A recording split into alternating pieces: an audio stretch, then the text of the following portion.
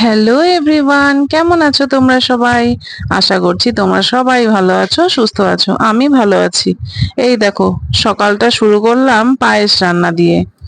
কাল আজকে দাদার হ্যাপি বার্থডে। ওকে বললাম যে তোমাকে পায়েসটা করতে হবে না, তুমি তো এটা ওটা রান্না করবে, তো পায়েসটা আমি করে নিয়ে যাব বাড়ির থেকে। আর কিছুটা পায়েস রুটি দিয়ে রিকের স্কুলে টিফিনও হয়ে যাবে, তো একই সাথে হয়ে যাবে জন্য ভাবলাম যে করে নিই। তাই পায়েসটা প্রায় হয়েই এসেছে।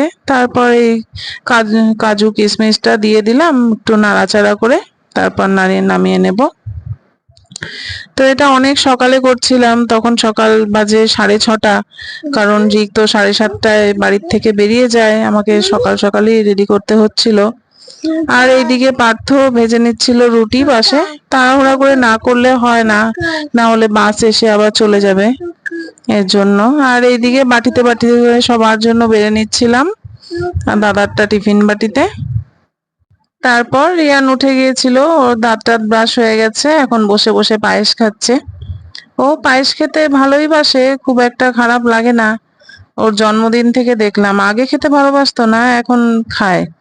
তো ভাবলাম পায়েসটা খেলে ওর দুধটাও খাওয়া হয়ে যাবে, এর জন্য আর দুধ বিস্কুট খাওয়াইনি, সকালে এটাই খেয়েছিল। অনেকটাই সকাল, তখন মোটামুটি 8টা বাজে। কই কি এই যে করছিস? নেল দুষ্টুমি, পালিশ? এই দেখো। ই তো দাদা আমাকে গিফট করছিল। এ এইভাবে নেল পালিশ পরে কেউ? বিছানার চাদর টাদর কি করছে? দাও, দাও, দিয়ে দাও, দিয়ে দাও।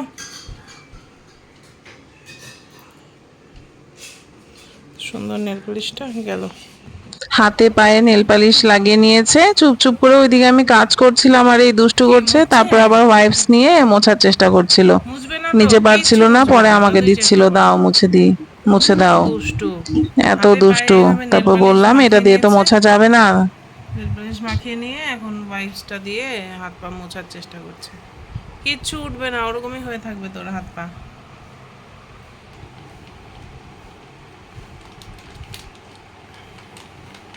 তারপর এই যে ব্রেকফাস্ট আমার। এই যে ব্রেকফাস্টে এখন পায়েস আর রুটি খেয়ে নেবো। আজকে আর কোনো রান্না বান্না করিনি।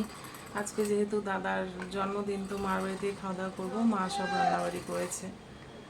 তো চলো খাওয়া দাওয়া করে নিয়ে তারপর যাব দোকানে। দেখতে থাকো ভিডিওটা, আশা করি তোমাদের সবার ভালো লাগবে।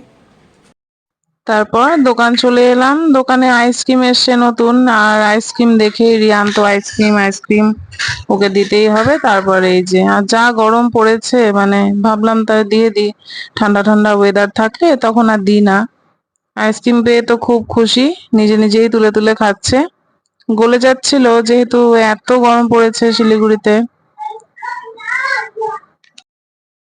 হ্যালো ফ্রেন্ডস, এই যে রিককে নিতে চলে এসেছি, টাইম হয়ে গেছে বাস আসার। এর সাথে ফ্রিজের জল নিয়ে এসেছি, এত গরম, মানে জল ছাড়া আর থাকা যাচ্ছে না, প্রচণ্ড গরম লাগে। এখানে কিছুক্ষণ দাঁড়িয়ে থাকবো, চলে আসবো বাস।